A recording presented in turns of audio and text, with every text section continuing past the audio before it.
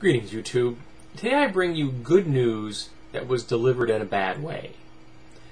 The good news is that there are churches in America extending the hand of friendship to the Muslim community and allowing them to use their facilities for prayers. Because a lot of the Muslim community in America don't have access to mosques, and even though construction of mosques is at an all-time high, there still are more Muslims than there are mosques to serve them. So churches have opened up their doors to allow the Muslim community to use their facilities for prayers on their holy day. Now, the bad part of this is the reporting done by Fox News.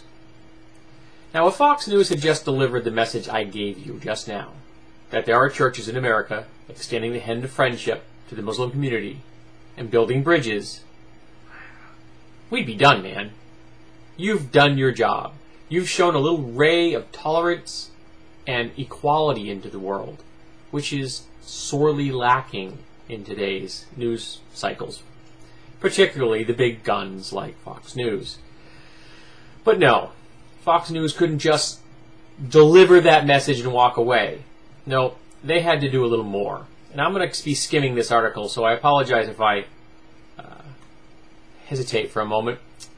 Now, the opening salvo, the headline was, "Churches Open Doors to Muslim Worship." Okay, so far, we're good. First paragraph. Actually, it's just the first line. "They see it as their Christian duty." Oh, sorry, 2 lines. "But others disagree, saying it extends the hand of fellowship where it was never intended to go." How do you extend the hand of fellowship where it was never intended to go? I read this line and I'm like, how did someone put this in the news?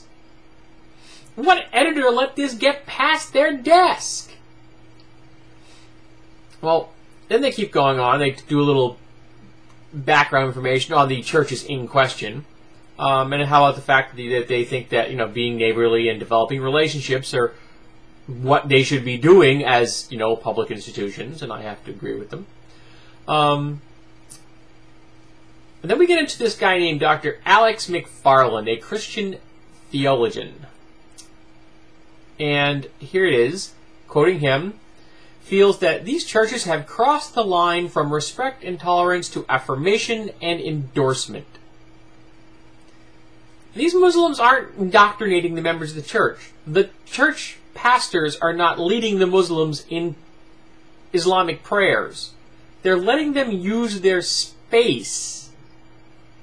Okay? As a member of Society for Creative Anachronism, I've lost count of how many times I have paid someone to have access to their hall or had someone volunteer to let me use their hall for an event that had nothing to do whatsoever with the organization themselves. It's a space, folks. They let the Muslims use this space. Okay. Then we're going on is that I think it's one more example of political correctness and hyper-tolerance gone awry. Hyper-tolerance? What does that even mean? You are either tolerant or you are intolerant. Hyper-tolerance? Apparently Fox News is now also adding words to the English language that we don't bloody need. And they talked to someone from one of the Muslim communities, and he's like, no, I said, you know, this is groovy. We're all good with this. We think it's a nice idea in opposition to this McFarland guy. And then we have the next one is talking about the fact that there are 1,897 mosques in the U.S., a 57% increase since 2000. Cool. We have a growing Muslim community. It makes sense that we have more mosques to serve them. And then they have to talk about the most prominent.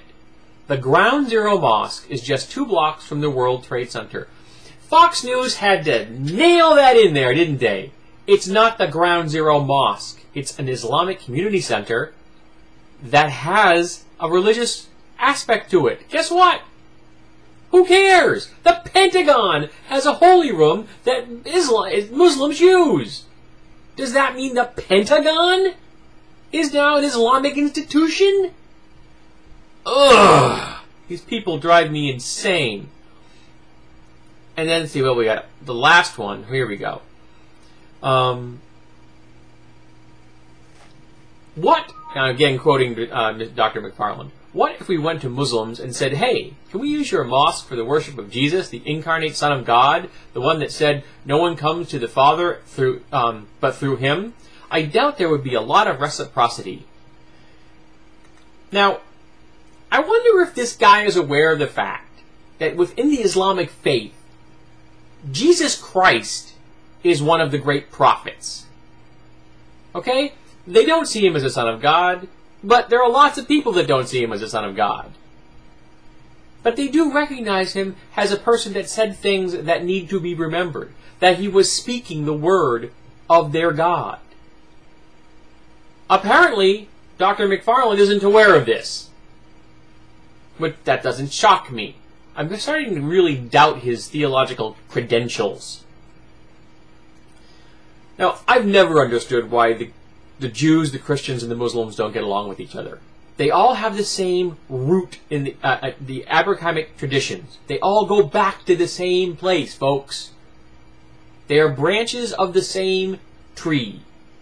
And you can imagine how I'm even more confused when different groups of Jews don't agree with each other, and different groups of Christians don't agree with each other, and different groups of Muslims don't agree with each other. Because that's splitting hairs in a way that I can't even bother to waste my time with.